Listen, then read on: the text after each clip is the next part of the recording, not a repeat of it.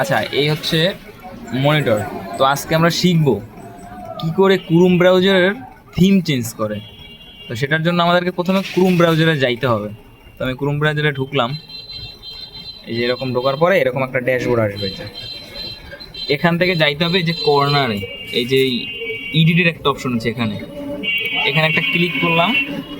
এরপরে এই যে থিম আসতেছে, এই যে এটা লাইট, এই যে হচ্ছে ডার্ক, ডিভাইস।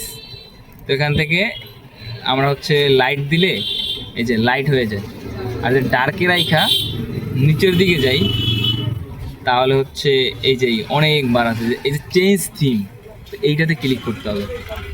এটা ক্লিক করলে পরে যে অনেকগুলো আছে, আর যে আপলোডে ইমেজ, এইটা থেকে হচ্ছে নিজের পিসিতে যদি থাকে কোনোটা, সেখান থেকে আর কি বসানো যায়, যে এই পাশে আছে।